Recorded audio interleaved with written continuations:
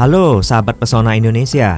Kali ini Pesona Indonesia hadir dari TVRI Stasiun Sumatera Selatan, masih dalam suasana perayaan Cap Gome yang ada di kota Palembang, tepatnya berada di Pulau Kemaro.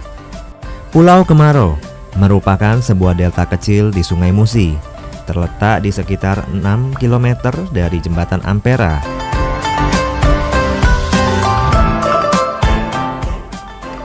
Di tempat ini terdapat sebuah kelenteng yang dibangun sejak tahun 1962 yang bernama Kelenteng Hock Ching Bio atau Fu Cheng Miao.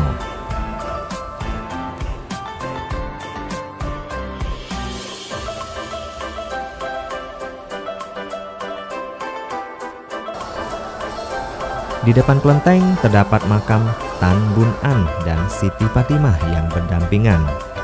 Kisah cinta mereka berdualah yang menjadi legenda terbentuknya pulau ini.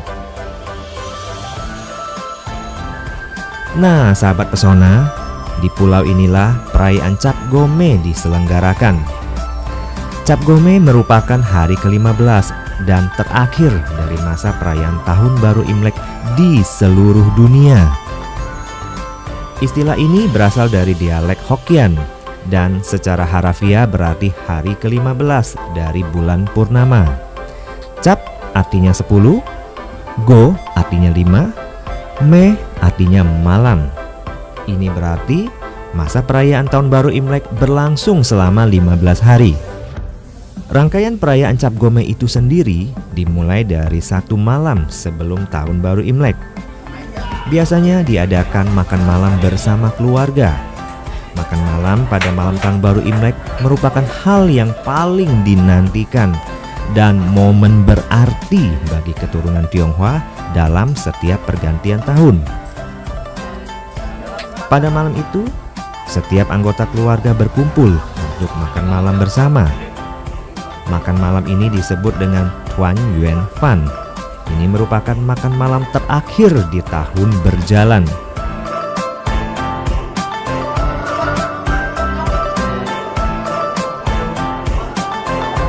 Makanan-makanan yang dihidangkan pun beraneka ragam. Ada buah-buahan, sayur-sayuran, steamboat, soun, mie goreng, ayam, udang, daging, ikan, telur rebus, dan kue apem. Malam Imlek adalah malam yang paling ditunggu-tunggu oleh keluarga besar. Karena malam itulah semua keluarga besar yang datang dari luar kota, yang kembali ke rumah masing-masing, mereka berkumpul bersama keluarganya. Di situ mereka akan makan malam bersama, saling introspeksi, saling refleksi diri bahwa apa yang telah mereka lakukan selama 1 tahun atau mereka tidak pernah pulang, disitulah mereka saling memaafkan. Persatuan, kemudian silaturahmi antar keluarga, baik kakak saudara yang jauh dari perantauan, mereka saling bercengkrama, bersendau gurau. Itu momen-momen yang sangat luar biasa sekali. Hanya 1 tahun sekali itu mereka berkumpul. Untuk hari-hari biasa mungkin mereka berkumpul juga tidak akan senikmat malam tahun baru itu. Jadi malam inilah malam Xinjia, kalau kita menyebutnya malam Xinjia, itu adalah malam yang sangat ditunggu-tunggu oleh keluarga besar. Makanan yang disajikan pada malam Imlek itu juga banyak sekali makanan-makanan yang mengandung filosofi, seperti mie dengan telur yang dibungkus dengan pewarna merah. Mie ada filosofi juga bahwa mie maksudnya adalah kalau kita makan mie tahun itu kita akan panjang umur, dan telur merah akan mempunyai makna kemakmuran dan rezeki kita bulat seperti telur. Ada anggapan bahwa makan mie juga punya cara khusus, tidak sembarangan makan mie. Jadi mie itu kalau kita makan itu harus terus sampai ujung mie tersebut, jadi tidak boleh digigit terputus. Kenapa tidak boleh digigit putus? Karena ada anggapan kalau kita menggigit putus mie tersebut akan memutus kita punya rezeki. Jadi ini adalah tradisi-tradisi yang dari dulu sampai sekarang itu dipegang oleh orang Tionghoa. Dan buah-buahan juga banyak yang disiapkan seperti jeruk. Jeruk, karena lafal jeruk itu cie, itu berarti kita ada rezeki. Kemudian apel, kita juga mau hidupnya tentram. Kemudian ada satu lagi buah pir abadi. Jadi kalau 3 buah itu digabung jadi satu, kita mau hidupnya rezekinya panjang, rezekinya makmur, kemudian aman dan abadi sepanjang tahun. Jadi filosofi itu kuat mengakar sekali bagi kehidupan orang Tionghoa. Banyak lagi makanan-makanan lain. Ya seperti misalnya ada lagi buah-buahan seperti nanas, kue apem yang sifatnya mengembang. Kita juga mau rezeki kita berkembang. Jadi itulah makanan-makanan khas yang ada di malam tahun baru. Dan malam tahun baru Imlek inilah momen bahagia itu terpancar dari raut wajah anggota keluarga. Karena pada malam ini juga ada pembagian angpau. Angpau dalam bahasa Tionghoa disebut Hong Pao yang berarti amplop merah. Ucapan kata angpau merupakan dialek suku Hokkien dan menjadi populer di Nusantara. Budaya pemberian angpau menjadi turun-temurun, diberikan kepada anak-anak pada malam sehari sebelum tahun baru Imlek. Saat ini, makna pemberian angpau sudah berubah seiring dengan perkembangan zaman. Para orang tua memberikan angpau kepada anak-anak yang belum menikah dengan tujuan di tahun yang akan datang akan mendapatkan berkah dan kesejahteraan serta jodoh. Sehabis makan malam bersama, ada juga kebiasaan malam itu juga orang tua akan membagikan angpau. Nah, tradisi ini sebagian juga masih dilakukan, ada juga keesokan harinya pada saat mereka sincia. Besok hari pada tanggal 1. Nah, pembagian angpau ini orang tua akan membagikan angpau kepada anak-anaknya. Anak-anaknya sambil bersojah mengepalkan tangan kepada orang tuanya, mengucapkan selamat hari raya Imlek Kong Si Facai kepada orang tua, dan orang tuanya akan menyerahkan membagi angpau kepada anak-anaknya. Begitu juga dengan anak-anak yang sudah menikah, dia akan memberikan angpau kepada orang tuanya. Jadi kebiasaan itu akan dilakukan malam itu. Kenapa ada kebiasaan dilakukan pada malam itu? Karena disitulah malam itu mereka semuanya berkumpul di dalam satu ruangan besar, dalam satu keluarga yang besar. Karena kalau mereka besok paginya bagi-bagi angpau, kesannya juga mungkin agak sedikit ini, karena masing-masing keluarga yang sudah menikah, mereka akan mengurus rumah tangga mereka sendiri-sendiri. Jadi kesan ramenya itu tidak ada lagi. Jadi memang situlah silaturahmi, kumpul bersama dengan pembagian angpau, itu yang sangat menarik sekali.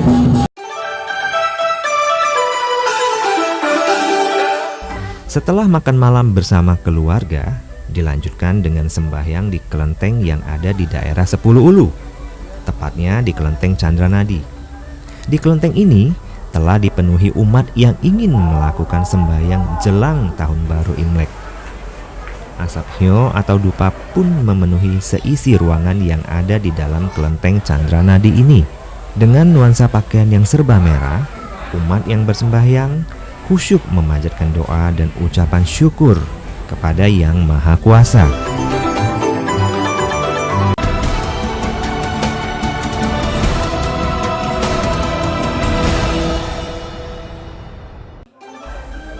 Tahun baru Imlek pun tiba. Tradisi silaturahmi antar keluarga, tetangga dan kerabat pun dilakukan. Kalau di Palembang biasanya disebut dengan Sanjo. Tradisi ini memang tidak hanya dilakukan saat Hari Raya Imlek, melainkan juga dilakukan saat perayaan Idul Fitri. Tetapi dalam Imlek, Sanjo ini atas dasar pemikiran dengan saling mengunjungi akan mendapatkan rezeki baru. Hanya di momen seperti Imlek inilah mereka yang jarang berjumpa karena kesibukan masing-masing memilih jatah libur dan dimanfaatkan untuk saling berkunjung ke rumah teman-teman. Sanjo Imlek juga termasuk kearifan lokal yang memang harus dipertahankan untuk kita dapat mengenal dan memahami satu sama lain. Tradisi Sanjo ini juga tidak harus dilakukan hanya sesama orang Tionghoa. Momen ini pastinya akan menyenangkan sebab rumah mereka ramai didatangi oleh orang untuk berbagi kebahagiaan bersama. Dan biasanya disuguhi beraneka ragam makanan. Pempek tetap menjadi primadona. Di hari raya Imlek biasanya kita ada tradisi Sanjo. Nah, tradisi Sanjo ini biasanya dilakukan untuk mempererat tali silaturahmi antar kerabat dan teman-teman. Pada tanggal 9 bulan 1 penanggalan Imlek, orang Tionghoa terutama suku Hokkien melakukan upacara sembahyang Jing Tian Kung atau dalam dialek Hokkien disebut King Thi Kong, yang berarti sembahyang kepada Tuhan Yang Maha Esa.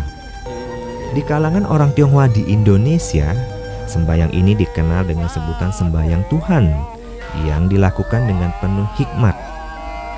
Upacara sembahyang ini termasuk salah satu rangkaian upacara pada pesta Tahun Baru Imlek atau musim semi yang berlangsung selama 15 hari. Dari tanggal 1 sampai dengan tanggal 15 bulan 1 penanggalan Imlek. Di Wihara Pratnya-Santi, sembahyang Jing Tian Kung juga dilaksanakan. Dipimpin oleh seorang biksu yang bernama Hui Chen dan didampingi oleh 4 orang biksu dan biksuni. Sembahyang Jing Tian Kung atau King Thi Kong ini dipandang terpenting dalam rangkaian upacara Tahun Baru Imlek karena merupakan kunci dan penentu semua langkah kehidupan bagi seluruh anggota keluarga di tahun yang akan dijalani. Sembahyang ini disebut juga sembahyang tebu. Tebu yang masih utuh melambangkan hidup manusia, bahwa kesuksesan seseorang harus dibangun dengan akar yang kuat melalui berbagai rintangan dan pengalaman hidup sampai tercapainya kesuksesan. Di dalam King Thi Kong ada beberapa tradisi yang dilakukan oleh orang-orang Tionghoa. Ada yang memakai persembahan dengan sepasang tebu.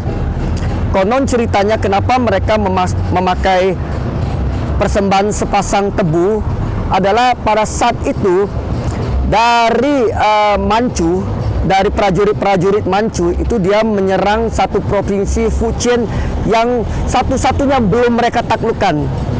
Pada saat mereka menyerang daerah Fujian, mereka mendapat perlawanan yang sangat sengit dari rakyat-rakyat Fujian. Akhirnya mungkin rakyat Fujian terdesak dan mereka melarikan diri di satu perkebunan tebu. Mereka bersembunyi di sana dan pada hari ke-9 mereka keluar karena orang-orang Manchu sudah lari. Mereka keluar, pulang ke rumah masing-masing, kemudian mereka sujud syukur kepada Thi Kong bahwa mereka sudah diselamatkan. Jadi tebu itu bagi mereka, bagi orang-orang Hokkien itu merupakan tanaman yang banyak membantu mereka dari kematian, dari faktor serangan orang-orang Manchu. Pada saat persembahan King Thi Kong, mereka akan memotong sepasang buah tebu yang diambil dari akar sampai ke ujung daunnya. Kenapa dia ngambil utuh? Karena ada simbol-simbol, ada filosofi-filosofi yang kuat sekali di dalam tebu itu tersendiri. Dari akar itu menunjukkan bahwa kalau kita mau berhasil, kita harus mempunyai akar yang kuat. Kemudian dengan ruas-ruas tebu itu menunjukkan bahwa karier kita tuh akan dimulai dari ruas pertama, ruas kedua, ruas ketiga, sampai dengan ujung daun akan menuju satu keberhasilan.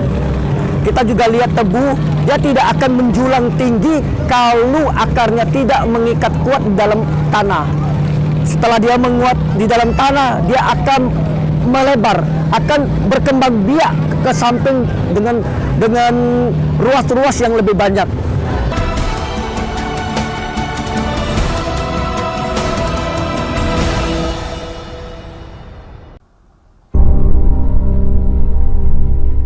Jelang perayaan Cap Gome, Untuk memudahkan warga yang ingin menuju ke Pulau Kemaro, disiapkan pula jembatan. Jembatan ini dibuat dengan cara menyusun 6 buah kapal ponton dan 2 buah lamdor yang memiliki panjang total 194 meter, dengan masing-masing ponton memiliki panjang 30 meter, ditambah lamdor sepanjang 7 meter, membentang dari dermaga gudang pabrik tepung menuju Pulau Kemaro. Sehingga warga yang menggunakan kendaraan dan ingin menuju Pulau Kemaro dapat langsung menyeberang menggunakan jembatan tersebut hanya dengan berjalan kaki.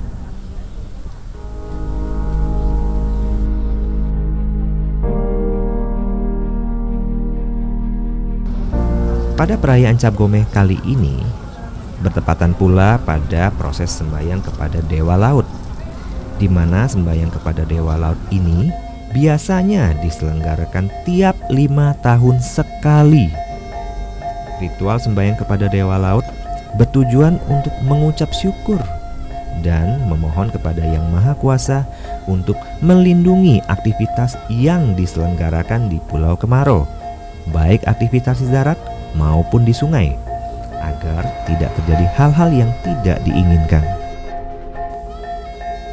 Proses sembahyang ini pun disediakan berbagai makanan, di antaranya berupa mie goreng, bihun goreng, aneka makan daging kambing, buah-buahan, sayur-sayuran, kue, dan lain sebagainya.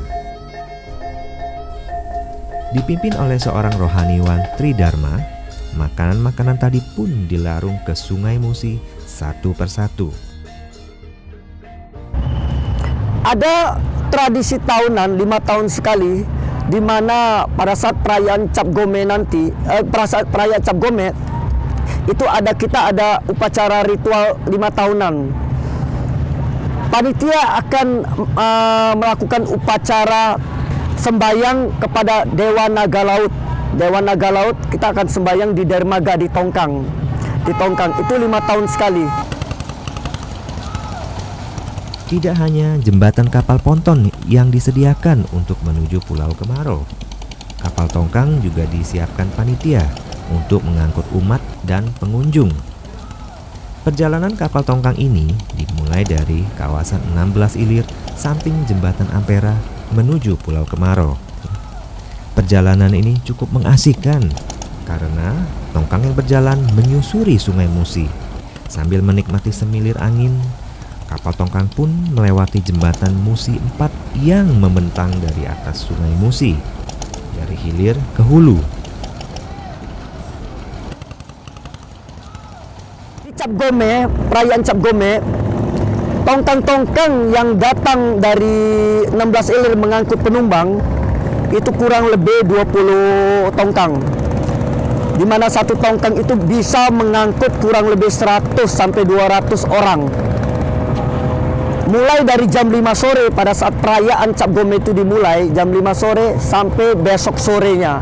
Jadi mereka tongkang tusuk akan mengangkut penumpang hilir mudik dari dermaga Hong Tiong Bio, kelenteng di 16 Ilir sampai ke Hoc Cheng Bio di Pulau Kemarau.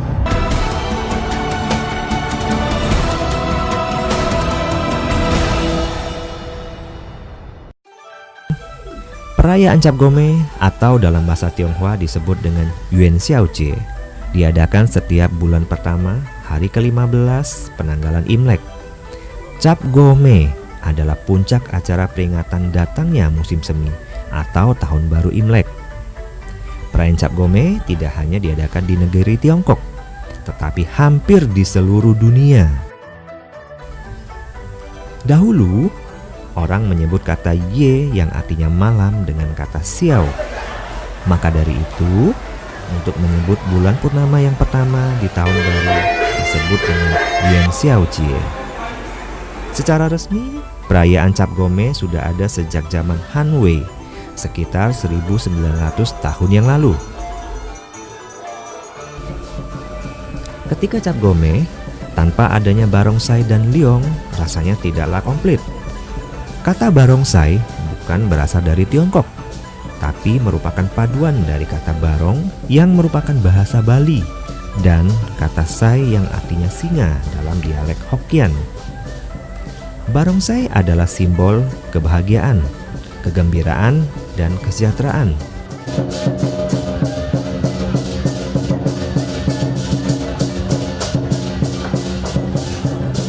Sedangkan Leong dianggap sebagai simbol kekuasaan atau kekuatan. Perayaan Cap Gome di Pulau Kemarau dapat pula kita nikmati berbagai aneka jajanan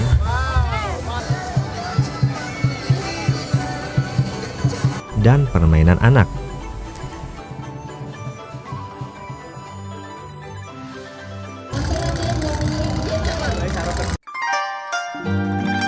Dengan luas kurang lebih 32 hektar, Pulau Kemarau mampu menampung puluhan ribu pengunjung yang makin malam makin memadati pulau ini. Pertunjukan wayang orang pun disuguhkan untuk menambah kemeriahan malam perayaan Cap Gome di pulau ini.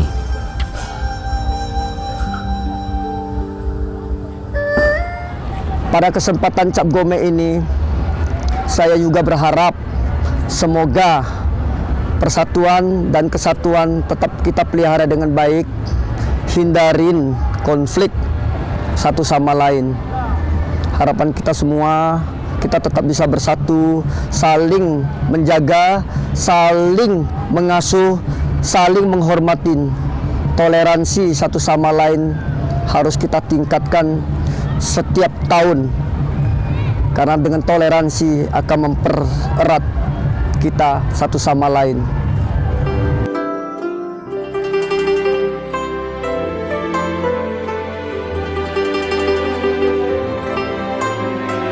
Nah, sahabat pesona Indonesia, inilah Indonesia kita. Indonesia yang penuh akan kekayaan suku, budaya, tradisi, dan agama. Bersatu menjadi satu bingkai negara kesatuan Republik Indonesia. Akulturasi budaya tercipta di sini, dan ini merupakan bukti kebinekaan. Tanpa memandang perbedaan, berbaur menjadi satu karena kita Indonesia.